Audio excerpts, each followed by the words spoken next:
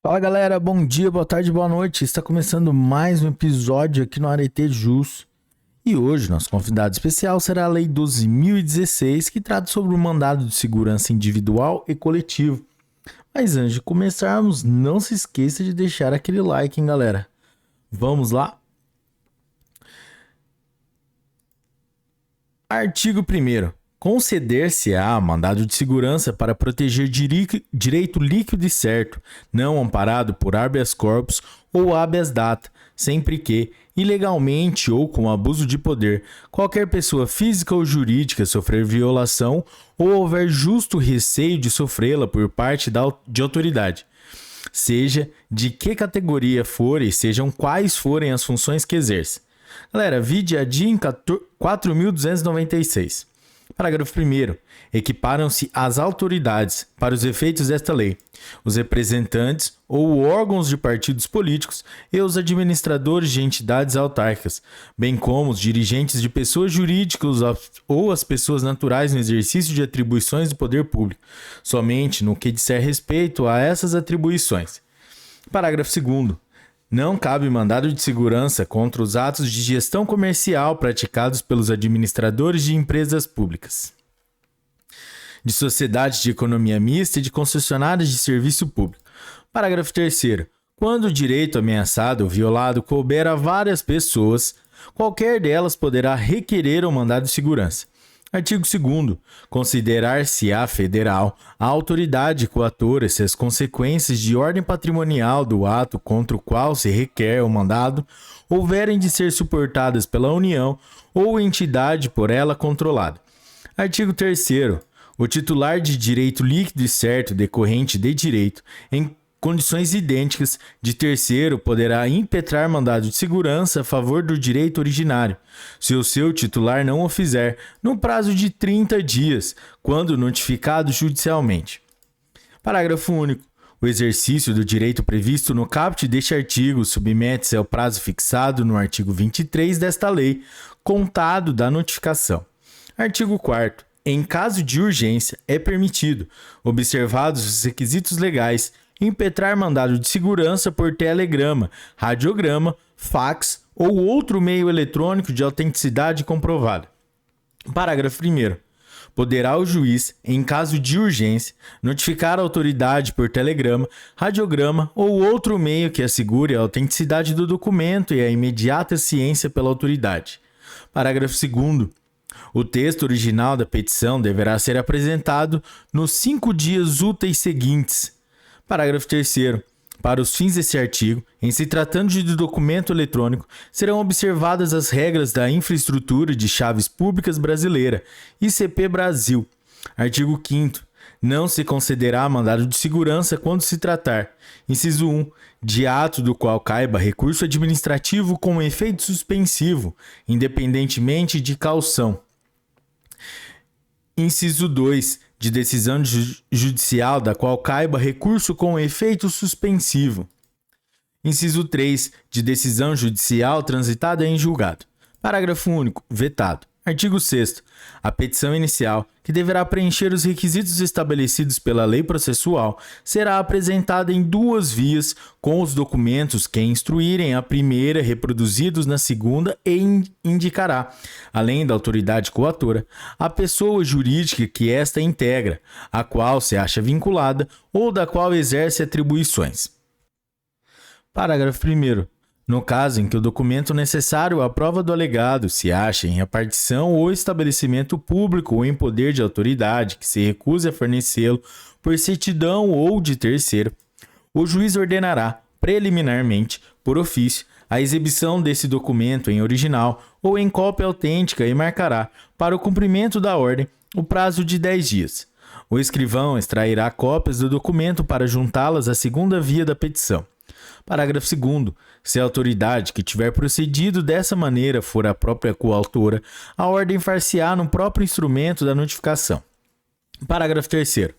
Considera-se autoridade coautora aquela que tenha praticado o ato impugnado ou da qual emane a ordem para sua prática. Parágrafo 4º. Vetado. Parágrafo 5º. Denega-se o mandado de segurança nos casos previstos no artigo 267 da Lei nº 5.869, de 11 de janeiro de 1973, Código de Processo Civil. Galera, uma observação: o artigo 267 corresponde ao artigo 485 do novo Código de Processo Civil, Lei 13.105. Parágrafo 6º. O pedido de mandado de segurança poderá ser renovado dentro do prazo decadencial, se a decisão denegatória não lhe houver apreciado o mérito. Artigo 7º. Ao despachar a inicial, o juiz ordenará: inciso 1, que se notifique o coator do conteúdo da petição inicial, enviando-lhe a segunda via apresentada com as cópias dos documentos, a fim de que, no prazo de 10 dias, preste as informações. Inciso 2, que se dê ciência do feito ao órgão de representação judicial da pessoa jurídica interessada, enviando-lhe cópia da inicial sem documentos, para que, querendo, ingresse no feito. Inciso 3, que se suspenda o ato que deu motivo ao pedido, quando houver fundamento relevante do ato impugnado, puder resultar a ineficácia da medida, caso seja finalmente deferida, sendo facultado exigir do impetrante caução, fiança ou depósito, com o objetivo de assegurar o ressarcimento à pessoa jurídica. Galera, vide a DIN número 4.296. Parágrafo 1º. Da decisão do juiz de primeiro grau que conceder ou denegar a liminar, caberá agravo de instrumento, observado o disposto no Código de Processo Civil, Lei 13.105. Parágrafo 2º. Não será concedida medida liminar que tenha por objeto a compensação de créditos tributários, a entrega de mercadorias e bens provenientes do exterior, a reclassificação ou equiparação de servidores públicos e a concessão de aumento ou a extensão de vantagens ou pagamento de qualquer natureza. Parágrafo 3º. Os efeitos da medida liminar, salvo se revogada ou cassada, persistirão até a prolação da sentença. Parágrafo 4º. Deferida a medida liminar, o processo terá prioridade para julgamento. Parágrafo 5º. As vedações relacionadas com a concessão de liminares previstas nesse artigo se estendem à tutela antecipada que se referem aos artigos 273 e 461 da Lei 5.869, de 11 de janeiro de 1973, Código de Processo Civil. Galera, mais uma observação aqui sobre o artigo 273, que corresponde ao artigo 300 do novo Código de Processo Civil, e o artigo 461, que corresponde ao artigo 498 do novo Código de Processo Civil, a Lei 13.105. Vamos lá. Artigo 8º. Será decretada a perempção ou caducidade da medida liminar ex officio, ou a requerimento do Ministério Público quando, concedida a medida, o impetrante criar obstáculo ao normal andamento do processo ou deixar de promover por mais de 3 dias úteis os atos e as diligências que lhe cumprirem. Artigo 9º. As autoridades administrativas, no prazo de 48 horas da notificação da medida liminar, remeterão ao Ministério ou órgão a que se acham subordinadas e ao Advogado-Geral da União ou a quem tiver a representação judicial da União, do Estado, do município ou da entidade apontada como coatora, cópia autenticada do mandado notificatório, assim como indicações e elementos outros necessários às providências a serem tomadas para a eventual suspensão da medida e defesa do ato apontado como ilegal ou abusivo de poder. Artigo 10. A inicial será desde logo indeferida, por decisão motivada, quando não for o caso de mandado de segurança ou lhe faltar algum dos requisitos legais ou quando decorrido o prazo legal para a impetração. Parágrafo 1º. Do indeferimento da inicial pelo juiz de primeiro grau caberá a apelação, e quando a competência para o julgamento do mandado de segurança couber originariamente a um dos tribunais, do ato do relator caberá agravo para o órgão competente do tribunal que integre. Parágrafo 2º. O ingresso de litisconsorte ativo não será admitido após o despacho da petição inicial. Artigo 11.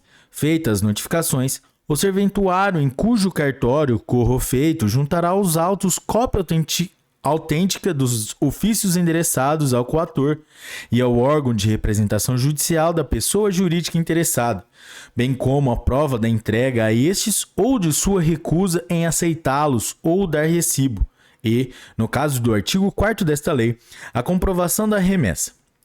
Artigo 12.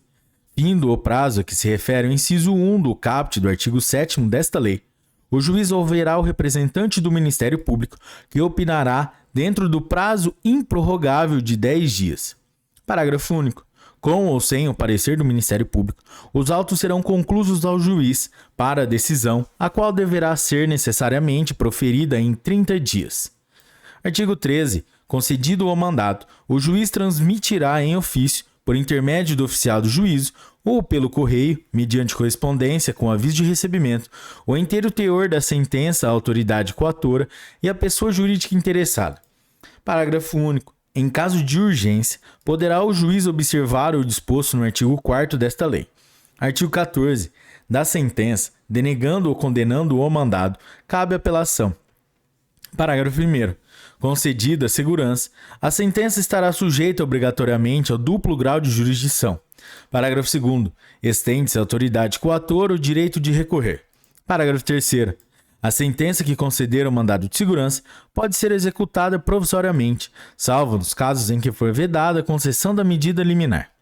Parágrafo 4º. O pagamento de vencimentos e vantagens pecuniárias assegurados em sentença concessiva de mandado de segurança a servidor público da administração direta ou autárquica federal, estadual e municipal somente será efetuado relativamente às prestações que se vencerem a contar da data do ajuizamento da ação da inicial. Artigo 15. Quando, a requerimento de pessoa jurídica de direito público interessada ou do Ministério Público e para evitar grave lesão à ordem, à saúde, à segurança e à economia públicas, o presidente do tribunal ao qual couber o conhecimento do respectivo recurso suspender, em decisão fundamentada, a execução da liminar e da sentença. Dessa decisão caberá agravo, sem efeito suspensivo, no prazo de 5 dias, que será levado a julgamento na sessão seguinte à sua interposição. Parágrafo 1º. Indeferido o pedido de suspensão ou provido o agravo a que se refere o caput deste artigo, caberá novo pedido de suspensão ao presidente do tribunal competente para conhecer de eventual recurso especial ou extraordinário. Parágrafo 2º. É cabível também o pedido de suspensão a que se refere o parágrafo 1º deste artigo, quando negado provimento a agravo de instrumento interposto contra a liminar a que se refere este artigo. Parágrafo 3º. A interposição de agravo de instrumento contra a liminar concedida nas ações movidas contra o poder público e seus agentes não prejudica nem condiciona o julgamento do pedido de suspensão a que se refere este artigo. Parágrafo 4º. O presidente do tribunal poderá conferir ao pedido efeito suspensivo liminar se constatar, em juízo prévio, a plausibilidade do direito invocado e a urgência na concessão da medida. Parágrafo 5º. As liminares cujo objeto seja idêntico poderão ser suspensas em uma única decisão, podendo o presidente do tribunal estender os efeitos da suspensão a liminares supervenientes mediante simples aditamento do pedido original. Artigo 16. Nos casos de competência originária dos tribunais, caberá ao relator a instrução do processo, sendo assegurada a defesa oral na sessão do julgamento do mérito ou do pedido liminar. Parágrafo único. Da decisão do relator que conceder ou denegar a medida liminar, caberá agravo ao órgão competente do tribunal que integre. Artigo 17. Nas decisões proferidas em mandado de segurança e nos respectivos recursos, quando não publicado, no prazo de 30 dias contado da data do julgamento, o acórdão será substituído pelas respectivas notas taquigráficas, independentemente de revisão. Artigo 18. Das decisões em mandado de segurança proferidas em única instância pelos tribunais, cabe recurso especial e extraordinário, nos casos legalmente previstos, e recurso ordinário, quando a ordem for denegada. Artigo 19. A sentença ou acórdão que denegar o mandado de segurança, sem decidir o mérito, não impedirá que o recorrente, por ação própria, pleiteie os seus direitos e os respectivos efeitos patrimoniais. Artigo 20. Os processos de mandado de segurança e os respectivos recursos terão prioridade sobre todos os atos judiciais, salvo habeas corpus. Parágrafo 1º. na instância superior, deverão ser levados a julgamento na primeira sessão que se seguir a data em que forem conclusos ao relator. Parágrafo 2º. O prazo para a conclusão dos autos não poderá exceder a 5 dias. Artigo 21.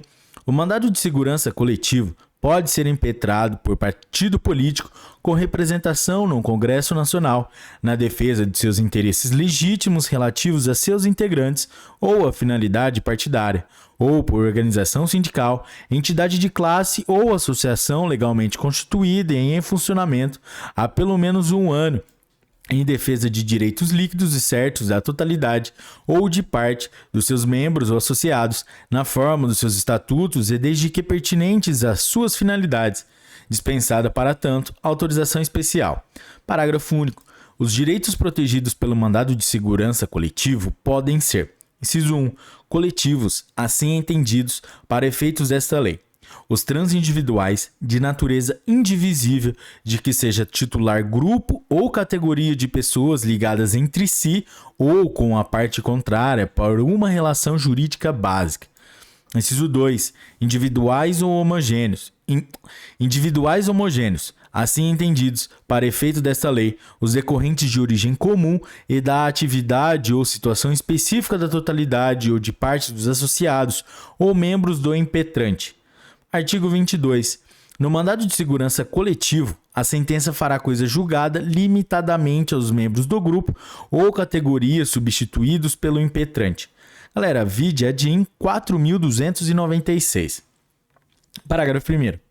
O mandado de segurança coletivo não induz litispendência para as ações individuais, mas os efeitos da coisa julgada não beneficiarão o impetrante a título individual, se não requerer a desistência do seu mandado de segurança no prazo de 30 dias, a contar da ciência comprovada da impetração da segurança coletiva.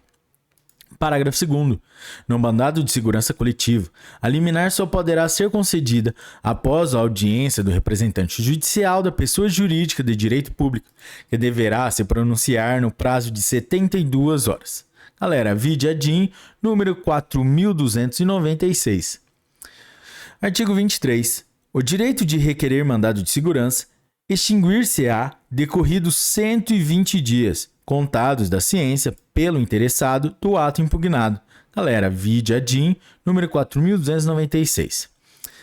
Galera, artigo 24. Aplica ao seu mandado de segurança os artigos 46 a 49 da Lei 5.869, de 11 de janeiro de 1973, o Código de Processo Civil.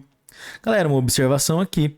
O artigo 46 a 49 do CPC de 1973 corresponde aos artigos 113 do novo Código de Processo Civil, Lei 13.105. Artigo 25. Não cabem, no processo de mandado de segurança, a interposição de embargos infringentes e a condenação ao pagamento de honorários advocatícios, sem prejuízo da aplicação de sanções no caso de litigância de má-fé. Vide a DIN número 4.296. Artigo 26. Constitui crime de desobediência, nos termos do artigo 330 do Decreto-Lei 2.848, de 7 de dezembro de 1940, o não cumprimento das decisões proferidas em mandado de segurança, sem prejuízo das sanções administrativas e da aplicação da Lei nº 1079, de 10 de abril de 1950, quando cabíveis. Artigo 27. Os regimentos dos tribunais, e no que couber, as leis de organização judiciária deverão ser adaptados às disposições desta lei no prazo de 180 dias, contado da sua publicação. Galera, artigo 28. Esta lei entra em vigor na data de sua publicação. Artigo 29. Revogam-se as leis 1533, de 31 de dezembro de 1951, Lei 4.166, de 4 de dezembro de 1992, Lei 4.348, de 26 de junho de 1964, Lei 5.021, de 9 de junho de 1966, o artigo 3º da Lei 6.014, de 7 de dezembro de 1973, o artigo 1º da Lei 6.071, de 3 de julho de 1974, o artigo 12 da Lei 6.978, de 19 de janeiro de 1982, e o artigo 2º da Lei 9.259, de 9 de janeiro de 1996. Galera, é isso aí. Essa foi a Lei de Mandado de Segurança. Se você chegou até aqui, meus parabéns. E galera, se você curtiu esse episódio da Lei 2016, que trata sobre mandado de segurança, não se esqueça de compartilhar com seus melhores amigos. É isso aí, até a próxima. Um forte abraço. Tchau. Bons estudos.